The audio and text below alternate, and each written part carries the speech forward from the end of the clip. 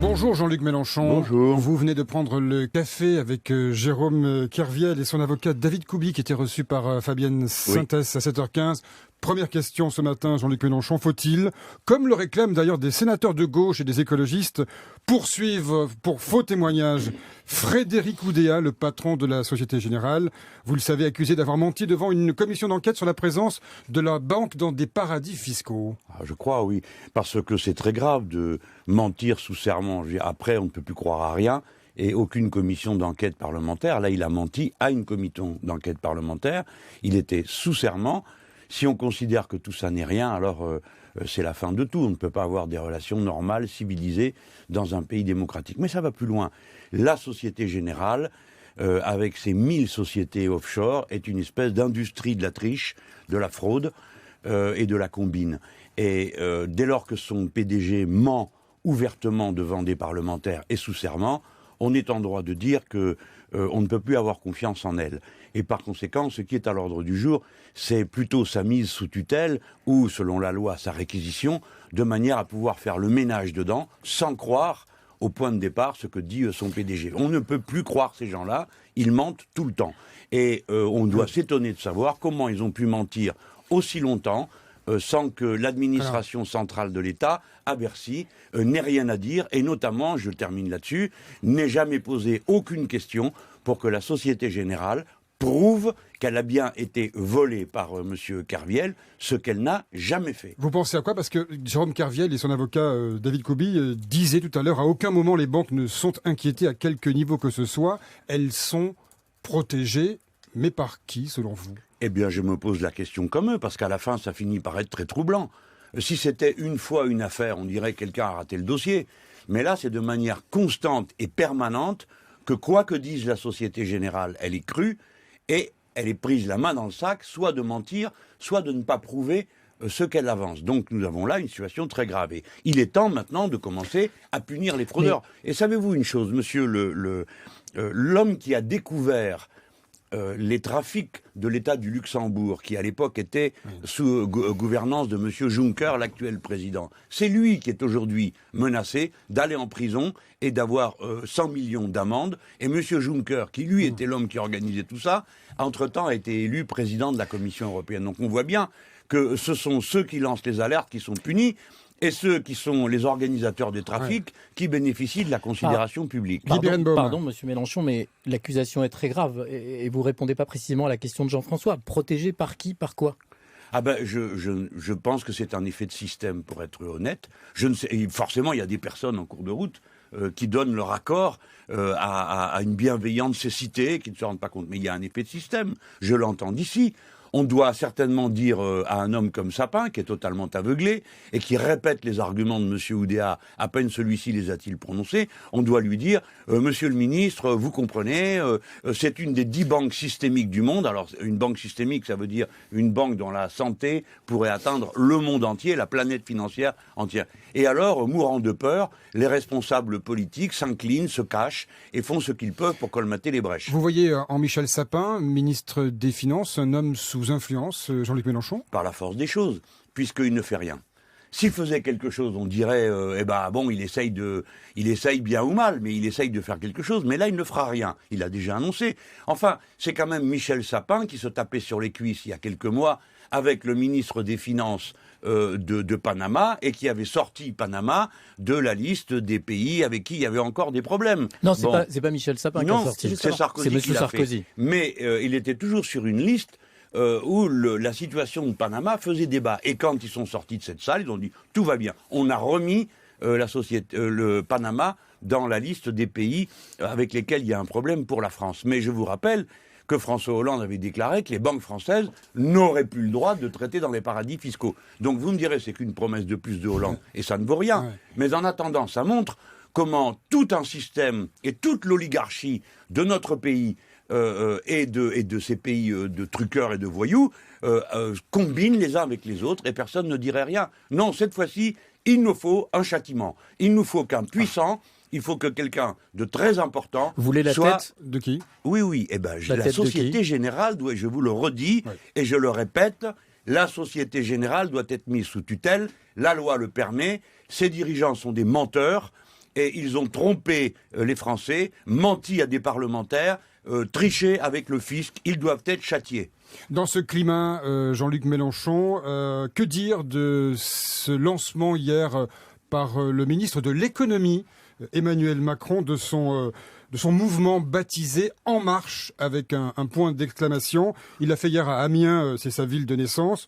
Qu'est-ce que ça vous renseigne sur ce qui se passe au pouvoir aujourd'hui ? Déjà, ça fait rigoler un peu, parce que les gens qui ont mis en panne tout le système et l'économie du pays, qui font un truc qui s'appelle En Marche, ça fait rire, quoi. Bon, enfin, moi, ça me fait rire. Bon, il y a une ambiance de révolution de palais que tout le monde sent. Alors, vous et moi, on ne sait pas très bien qui manœuvre pour qui dans cette histoire, mais on voit bien qu'ils sont en pleine préparation de la campagne présidentielle de François Hollande, et que chacun des importants a une pièce sur chaque case, sur le rouge et sur le noir. Alors, je ne sais pas si c'est le blanc, enfin vous avez compris, sur le damier. Oui, voilà. Si c'est un damier, c'est blanc et noir. Mais blanc et noir. Voilà, vous êtes plus informés que moi. Blanc et noir. Bon, alors ils mettent un pion sur chaque case. Alors Macron pense à son futur, ou bien à aider M. Hollande. Mais tout ça, bon, ça ne nous impressionne pas, parce que cette fois-ci, le peuple français s'est mis en mouvement. Il le fait sur une conscience sociale. Vous verrez samedi qui vient les gens descendre dans la rue contre la loi El Khomri. Et donc, qui est contre la loi El Khomri et contre M. Macron, car la loi El Khomri, c'est du Macron plus. Et permettez-moi de vous dire une chose qui n'est pas assez dit dans ce débat. La loi travail. Si le président de la République la maintient contre vents et marées, c'est parce que c'est une injonction. Je répète, une injonction de la Commission européenne de Bruxelles. C'est eux qui ont décidé qu'il fallait changer le code du travail en France, et ils ont dit qu'ils surveillaient le débat politique en France. Pas ils écoutent ou ils suivent, ils surveillent. Par conséquent, la loi El Khomri, la responsabilité, c'est l'Union européenne et c'est la politique des traités européens. Vous n'avez pas la sensation que ce mouvement, en termes de volume, s'essouffle un petit peu quand même ? Il y a moins de monde dans la rue. Alors, oui, ça, vous savez, c'est la grande... Depuis 10 ans, je ne suis pas allé à une manif sans que la première question qu'on me pose, c'est « Vous ne trouvez pas qu'il y a moins de monde que prévu ?» Bon, alors, mais moi, je regarde les chiffres. Mais bien sûr, vous avez raison. Il y a d'ailleurs de moins en moins de monde place de la République aux Nuits debout. C'est bien connu, ça. On va parler. Ah bah oui, mais vous faites deux tapes à moi.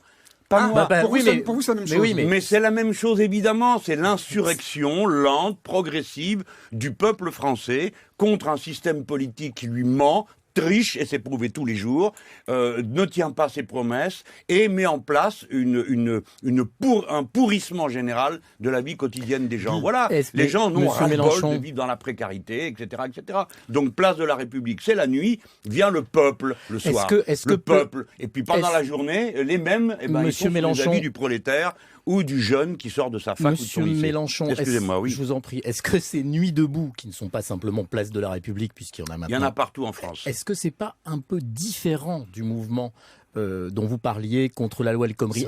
Ça dépasse la mobilisation. Et est-ce que vous êtes forcément le bienvenu dans ces nuits debout? Alors, attendez, on va évoquer cette deux question. questions. Essayez-vous déjà, vous, allez-y avec votre truc N'ayez crainte. Oui, avec votre micro, puis vous verrez comment vous serez reçu. Nous y sommes. Bon, nous y sommes toutes les nuits. Très bien, voilà. Très bien. Alors, commençons par la première question qui, elle, n'est pas fielleuse. Aucune des deux n'était fielleuse. Non, bien sûr, on a compris. Quel est le rapport entre les deux? Eh bien, on va dire, la loi El Khomri, la lutte contre la loi El Khomri rassemble tout le monde dans l'entreprise ou dans la faculté ou le lycée, parce que les jeunes ont compris que ça concernait d'une part leurs parents et eux-mêmes pour leur futur immédiat. Et ensuite, il y a une autre dimension, c'est que cette loi El Khomri provoque une conscience politique, une conscience élargie, une conscience, on va dire, civique, parce que quand on dit politique, on comprend politicien. C'est une conscience civique. Bon. Et cette conscience civique, elle s'exprime sur les places de tout le pays. Et vous allez voir que ça va se répandre, parce qu'on me dit, j'ai eu mes amis qui m'ont raconté à Strasbourg, qui me racontent à Toulouse, qui me racontent à Lille. Oui, c'est en train de démarrer. C'est dans tout le pays que ça va avoir lieu. Voilà, ça c'est la première question. La deuxième question, est-ce que je, personnellement, suis bien reçu? J'y suis allé, il n'y a aucune difficulté. Mes propres camarades et amis et proches, ils sont présents. Mais ce n'est pas le sujet, je veux le dire clairement. Il ne faut pas que qui que ce soit vienne avec ses drapeaux et le reste, parce qu'il faut à tout prix aider ce mouvement à se fortifier. Et pour qu'il se fortifie, il ne faut pas qu'il y ait d'allégeance politicienne. Donc, je suis certainement parmi ceux qui disent qu'il ne faut pas que moi-même j'y sois plus que de nécessité. Le reste, maintenant, on arrive à tout savoir. Pierre Laurent, votre ami, qui est place du colonel Fabien, le patron du Parti communiste, a dit de ce mouvement qu'il était en train de changer les pratiques de la politique. Pour rebondir sur la question de Guy Birenbaum, les politiques, par définition, ne sont pas les bienvenus. Ah bon? Le peuple veut autre chose. Bon, d'accord. C'est une question, je vous pose une question. Non, c'est pas une question, c'est une entière, on comprend à quoi on veut arriver. Bon, alors, quand des gens se rassemblent sur une place, comme c'est le cas, place de la République, et disent il faut changer la Constitution, je l'ai vu, hein, mais qu'est-ce que vous voulez que je dise? C'est de la politique, je trouve ça très bien. Il n'y a pas besoin que j'aille sur place, il n'y a pas besoin que ce soit moi qui dise. Vous savez, je parle au nom d'eux. Le peuple est en train de faire de la politique conformément à ce que j'ai toujours annoncé et dit, et notamment dans mon livre, L'ère du peuple. Les assemblées citoyennes, le moment politique qui passe par le fait que le peuple occupe les places, cette forme politique décrite. Je suis enchanté par ce qui se passe. Et il n'est pas vrai que ces places la chassent la politique. Ces places ne sont que de la politique. Ce qui n'est pas de la politique, c'est ceux qui viennent simplement pour essayer de récupérer un petit bout, ou se faire bien voir, ou se faire photographier. Tout ça n'a pas de sens. Ce qui compte, c'est le mouvement du peuple. Et donc je dis à mes amis, si par hasard vous aviez la tentation, ce qui n'est pas le cas, d'y aller avec vos drapeaux, remballez-les, ça ne sert à rien. Aidez le mouvement, mettez-vous à son service. Mais il ne lâche pas la politique, effectivement, ces gens sur la place, mais il lâche le système. Or, vous êtes le système, or Pierre Laurent est le système, or tous les politiques sont le système. Donc comment vous faites un moment pour vous raccrocher à ces gens-là? Moi, je n'ai pas cette lecture. C'est très injuste ce que vous dites. Comment on est le système? Je le combats, le système. Et alors, m'y voici par votre seul verbe, rattaché. Qui a dit que j'étais le système, à part vous? Vous êtes un parti politique. Donc pour ces gens-là, être un parti politique, vous êtes le personnellement, parti je de suis gauche. un homme. Oui, vous êtes le parti de gauche. Vous représentez je suis un membre parti. Du parti de gauche. Vous êtes élu. Ah bon, donc il ne faut pas être élu. Mais non, vous savez, dans quel pays il n'y a pas les élus, il n'y a pas d'intermédiation? Oui. Je ne comprends pas votre question, sinon qu'elle veut dire une chose. Vous avez la trouille. Vous êtes le système. Le système, c'est vous. C'est vous. C'est vous le système, vous êtes la deuxième peau du système et vous les avez les miquettes à zéro. Mais pourquoi? Parce que les gens sont en train de vous chercher tous.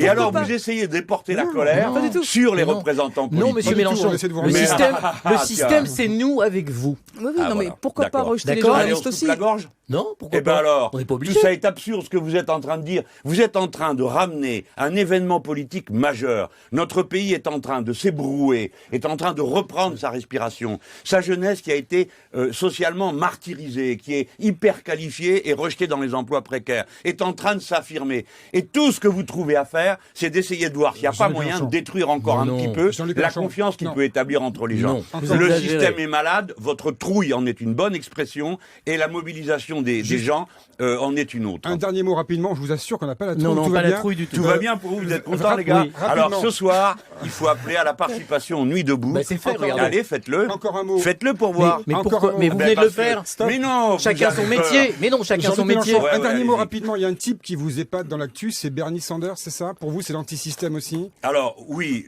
aux États-Unis, honnêtement, j'ai eu très tort dans un passé récent de ne pas m'y intéresser parce que je mettais tout dans le même sac. Eh bien non. Bernie Sanders est en train d'apporter un défi inouï au système et mes amis, il est en train de gagner d'une primaire à l'autre. Et si Bernie Sanders gagne, les sondages disent qu'il battrait M. Trump. Et si les États-Unis ont pour président Bernie Sanders, l'histoire du monde va changer. C'est pourquoi je suis plein d'enthousiasme pour ce qu'il entreprend. C'est le mot de la fin.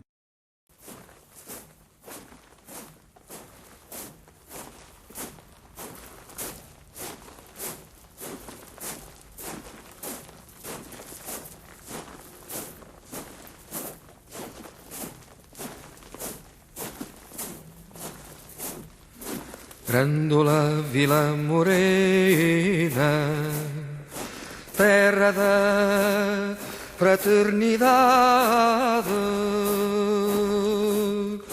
o povo é quem mais ordena, dentro de ti a cidade, dentro de ti a cidade.